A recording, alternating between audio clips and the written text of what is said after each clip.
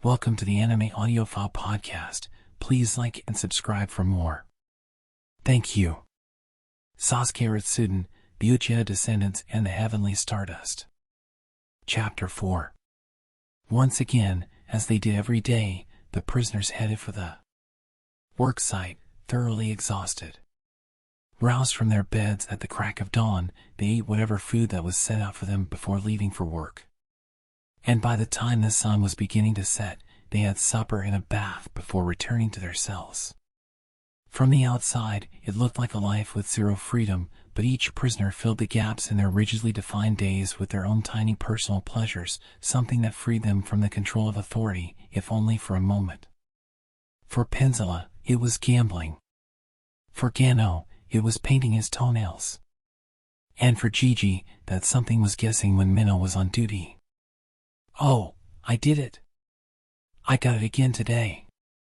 Gigi cried out excitedly when he heard the creaking of the boards in the hallway. "That's 10 days in a row." "Your hunches are the real deal," Gano said, his back rounded as always, his entire being focused on his toenails. "It's been 3 days since Minnow showed up in the evening." Guessing when Minnow would patrol the prisoner residence in the evening was a pastime that did neither harm nor good, much like guessing whether a man or a woman would walk down the street next. But Gigi's predictions were curiously accurate, and both Gano and Penzilla kept track of how long his current winning streak continued. Unlike with the guards, where the same faces appeared at the same time every day, Minnow's patrols were at the lizard's whim. You just never know with animals. "My girlfriend's into horseback riding, so she's taught me all kinds of stuff." At Minnow's approach, Penzilla hurriedly moved to a corner of the cell. A lover of gambling and yet cowardly, he hated to catch sight of Minnow. "I can't believe you made a game out of Minnow, Gigi," he said. "You're not scared?" "Stupid." Gigi snorted. "It's fine. So long as no rules are broken, Minnow won't attack." A large shadow stepped into the light of the paper lantern in the cell. Soon, Minnow came into view, marching forward with large heavy steps, very much the sentry. "See, look," Gigi said, and picked up a branch Gano used for a paintbrush. He pushed it through the bars and waved the leafy tip at Minnow. The lizard's gaze turned toward the branch, its yellow eyes bobbing in time with the movement. "Come here," Gigi said amiably. Minnow slowly came over to the bars. It snorted and grazed the dancing leaves with its nose, almost like a cat playing with a toy. "It really came," Penzilla murmured, stunned. "Huh? How come? This guy's always curled up under the almond tree, right? But it's not like he eats the nuts or anything. I'm pretty sure he just likes the smell. You could probably touch him." Gigi looked back at Penzilla, and the other man leaped back. "What? Me?" Penzilla firmly shook his head. No, no, no, no. Absolutely not. I like my arm right where it is, thank you." "Okay, Sasuke then," Gigi said. "I actually need my arm too," Sasuke told him. "You guys are no fun." Gigi sighed and looked at Gano. Dubiously, Gano set his brush down and stood up. "You really think it's okay?" He slowly pushed a skinny, tanned arm through the bars and reached out to Minnow's flat forehead with bony fingers. He stroked the skin, which was hard like scales, a few times, and Minnow's narrow eyes opened the slightest bit. "Whoa," Penzilla breathed in astonishment, eyes wide as saucers. "Holy smokes. Sasuke, you want to try?" Gano asked. "No, I'll pass." Sasuke shook his head. If Minnow remembered that he had sliced into his belly, he might just bite him to get revenge. "Maybe I'll give it a go." Penzilla slowly stood up, apparently emboldened by Gano's success. "Here." Gano ceded his place to his cellmate. Penzilla stepped forward timidly and grabbed onto the bars. The tips of his toes projected ever so slightly over the boundary between room and hall. Instantly, Minnow's eyes snapped wide open. "Get back." Faster than Sasuke could move, Gigi grabbed Penzilla's shoulder and yanked him back. At the same time, the charging minnow slammed into the door. His talons came through the bars and knocked over the lantern. Dawn. Hot oil from the lantern splashed onto his stomach, and Minnow let out a cry as he leaped back. Then he ran down the hallway, as if fleeing. The lantern oil dish had broken and the pieces scattered, but fortunately, the flames didn't set fire to anything else and simply snuffed out on the cold floor. Whoa! Knocked backward onto his bottom, Penzilla sat up, his face pale. That scared me. I was the one who was scared, you dodo. Gigi whapped him on the head, and Penzilla started trembling after the fact, perhaps recoiling from the experience. Why he come charging all of a sudden like that? He asked. He was being so nice a second before. Your feet, Sasuke replied, picking up the pieces of the oil tray. They were sticking out of the cell. During their free time before lights out, they were allowed to do whatever they wanted as long as they remained in their cells. But the moment they set even 1 foot outside their barred doors, they were in violation of the rules. Huh? Just for that? Penzilla furrowed his brow. We can put our hands out, but not our feet? We're not allowed to leave our cells, Gigi said. I guess for Minnow, the line for leave is whether or not our feet are on the floor. Penzilla nodded in understanding. Thanks, Gigi. Sorry. If it hadn't been for you, I would have got my face eaten off by Minnow. Say sorry to Minnow, not me, Gigi told him. He let out a mighty howl when that oil hit him. Apologize to me too. Honestly, wasting our precious oil. Gano looked annoyed as he crawled along the floor, soaking up the spilled oil. With a piece of paper. Sasuke poured fresh oil into the dish and lit it with Chidori fireworks when no one was looking since he couldn't be bothered to use a flint. The oil-soaked wick flickered a bright orange, reminding Sasuke of the Hokage. He wondered how Naruto was doing in the village. And then he wondered about Kurama. You guys do something? A guard called, attracted by the noise. There was a real racket there. Gigi and Penzilla already had their cover story straight, they had just been fighting a little. Meanwhile, Sasuke's eyes were drawn to the lantern's flame. One of the 12 constellations took the watchfire as a motif. The map of the heavens was all black ink, but on the Starline's picture cards, the fire was a vivid orange, the exact same color as Kurama's fur.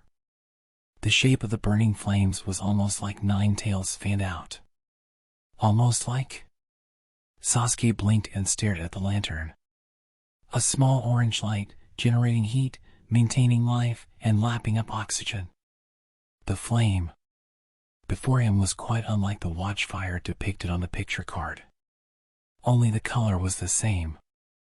The orange of combustion, of the oxygen reaction. All that was orange in this world was not flames, however. Was this September constellation on the picture card really a watchfire? What if it was not actually flames, but 9 foxtails?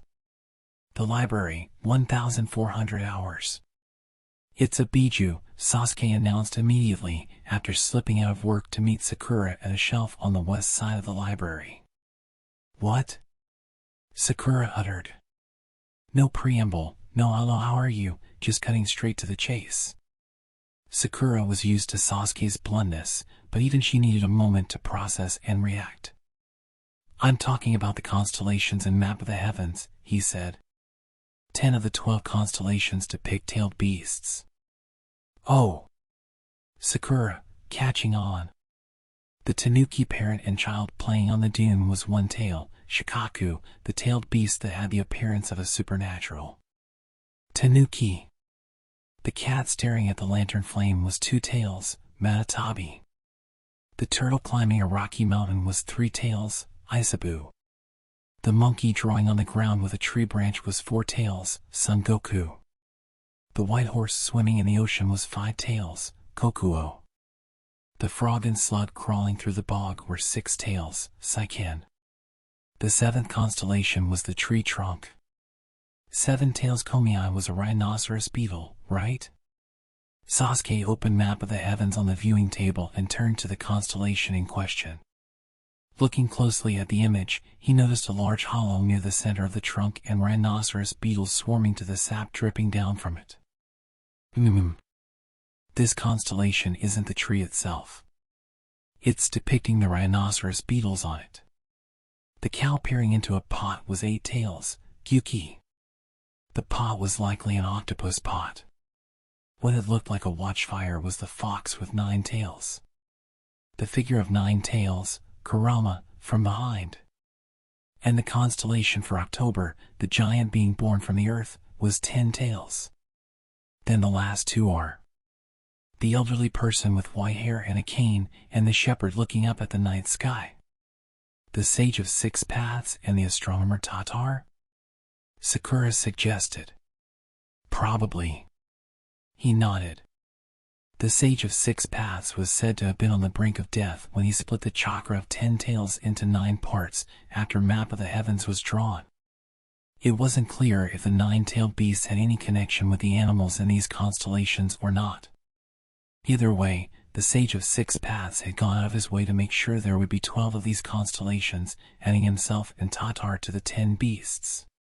Had they used the same calendar back then as they did now? Had he matched the number of constellations to the number of months, or was there some particular meaning in the number 12? Sakura, he said. What did you call me to the library for? Oh, right. She lifted her face from map of the heavens. We've got an excuse to sneak into Zansel's rooms. I heard a messenger's coming today from the capital. The capital? Sasuke repeated. From the Prime Minister? She nodded.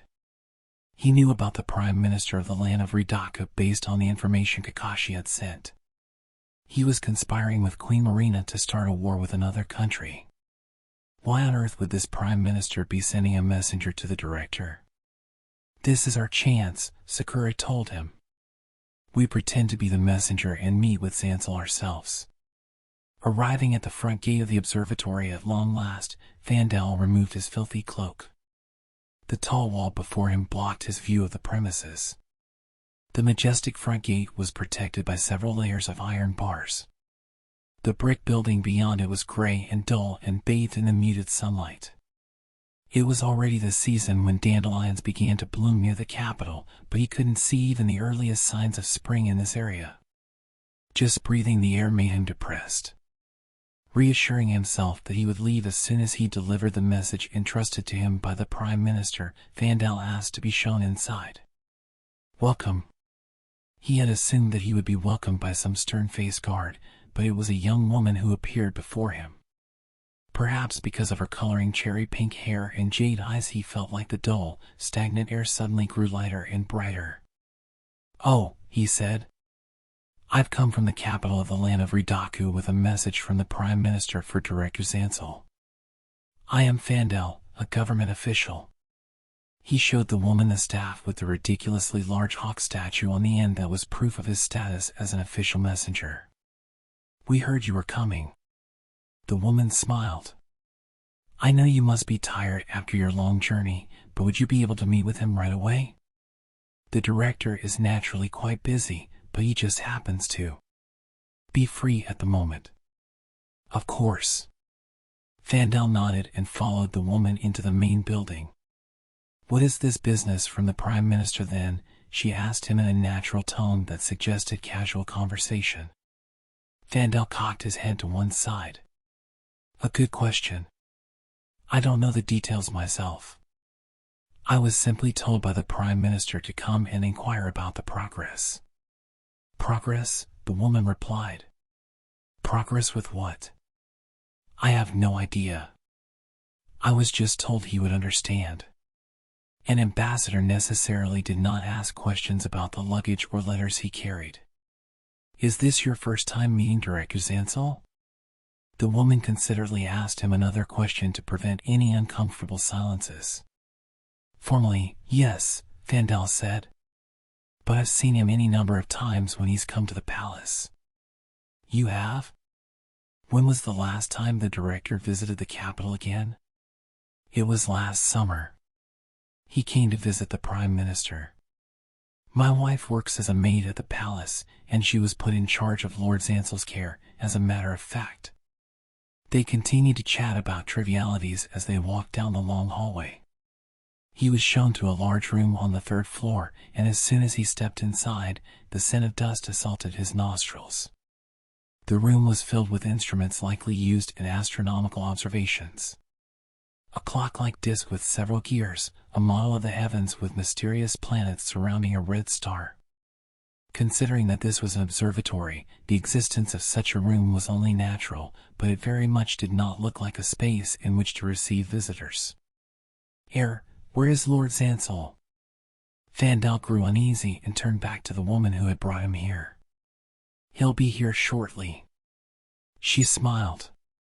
THMP, someone hit the back of his neck, and Fandal slipped out of consciousness as though he'd fallen asleep. There we go. Sakura turned herself into the spitting image of Fandal. With transformation jutsu, put a hand on her hip, and turned towards Sasuke. Okay, your turn. I'm transforming too, he asked. That way's safer. The strategy was simple. Sakura would be the Prime Minister's envoy, meet with Zancel, and buy time while she tried to get information on map of the heavens and the Prime Minister's plans. During that time, Sasuke would sneak into the basement and find exactly what was going on down there. They would each handle any problems that came up on their own. Later, they would use Jinjutsu on Fandal and make him believe he had met with Zancel before sending him back to the capital. I guess it's got to be this if you're going to transform. Sakura held out Fandal's staff. Since changing size cost chakra, the best plan was for Sasuke to turn into something as close to his actual height as possible. This? He looked skeptical.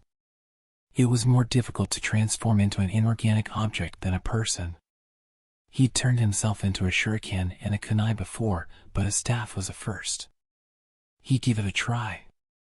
After touching it several times to check the material, Sasuke worked his chakra.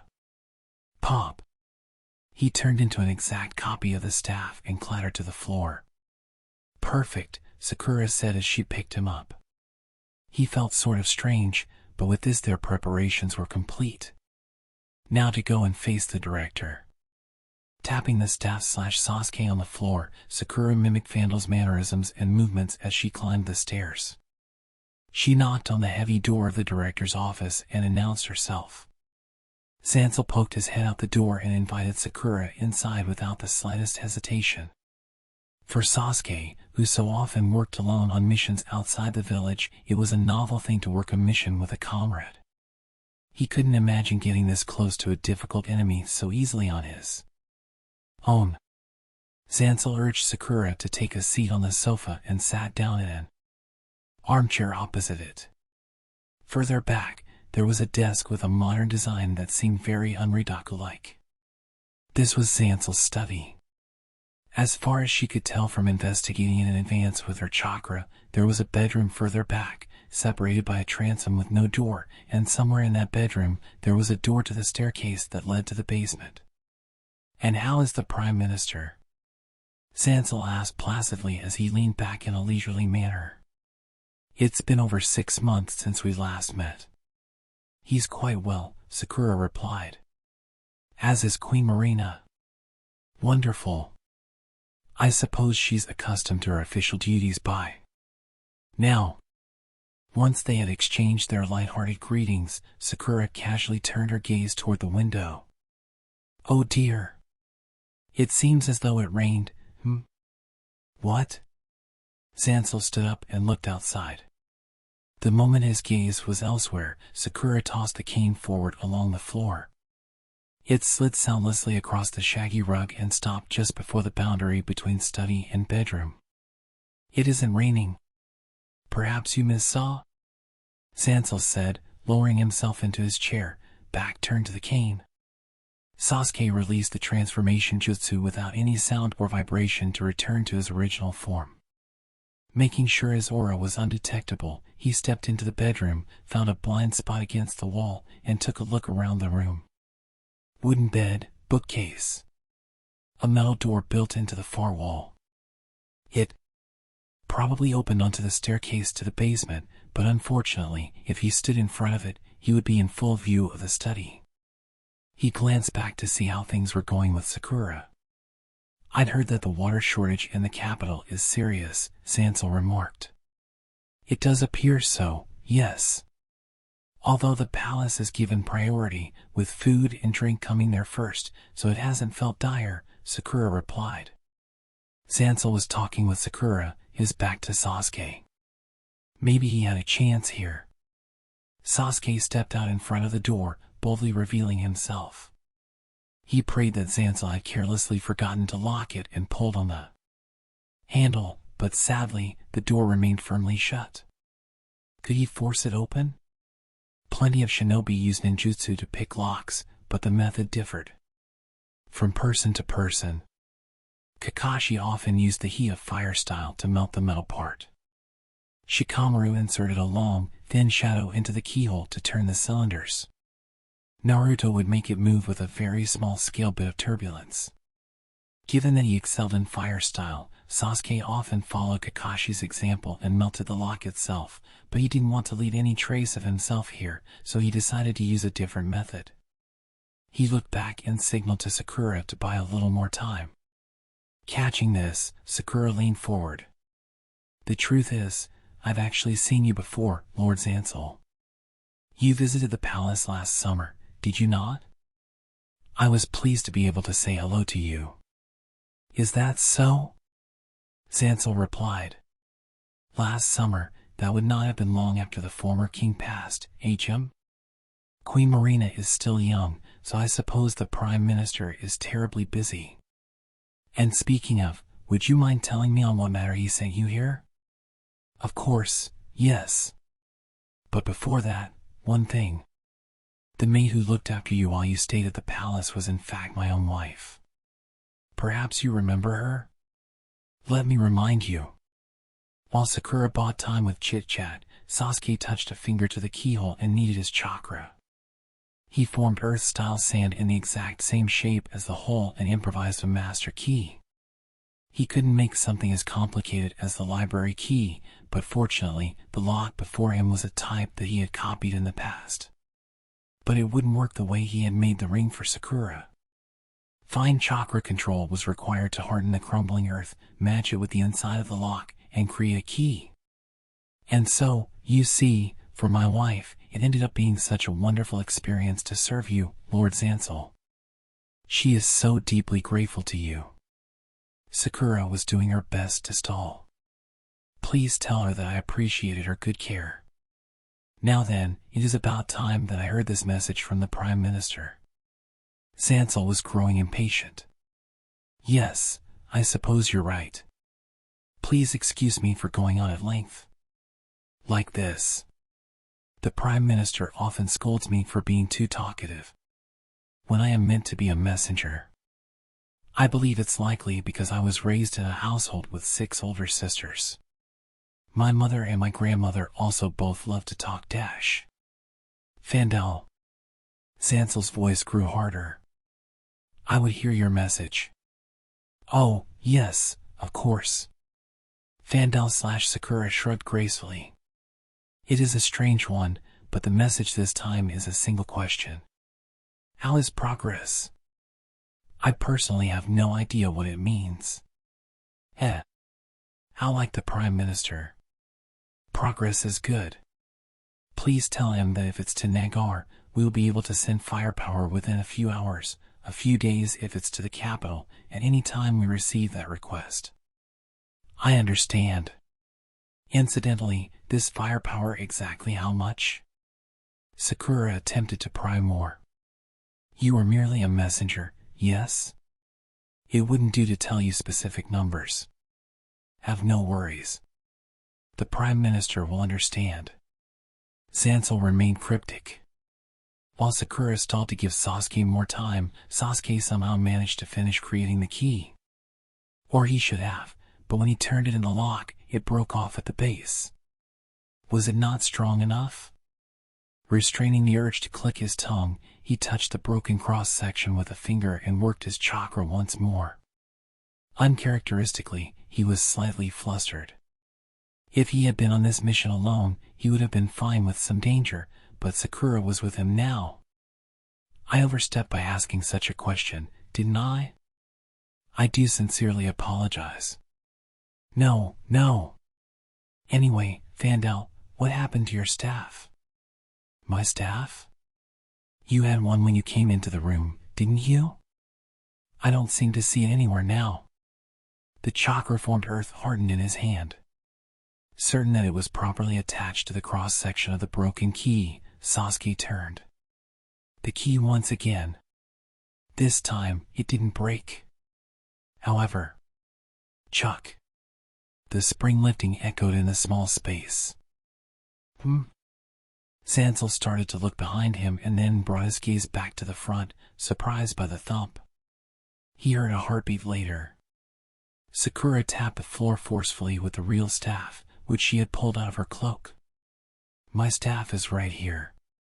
In the moment that Sakura drew Sansel's attention, Sasuke opened the door and slipped inside. It was pitch black.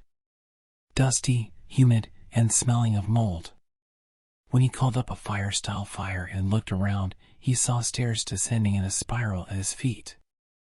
This was the entrance to the basement. He didn't have much time. He killed the sound of his steps and started down the stairs. Just when it seemed he'd gone 5 flights or so, an iron door rose up to block his way. He created a key with earth style as he had before and unlocked it. When he gently pushed the heavy door open, cool air poured out over him, followed by the sound of wings flapping. Birds? Book gawk. Chickens. Book, book. They came over, waggling their tail feathers, and surrounded Sasuke. In the blink of an eye, pecking at his shoes and legs. There were maybe 50 of them. Why would there be chickens down here?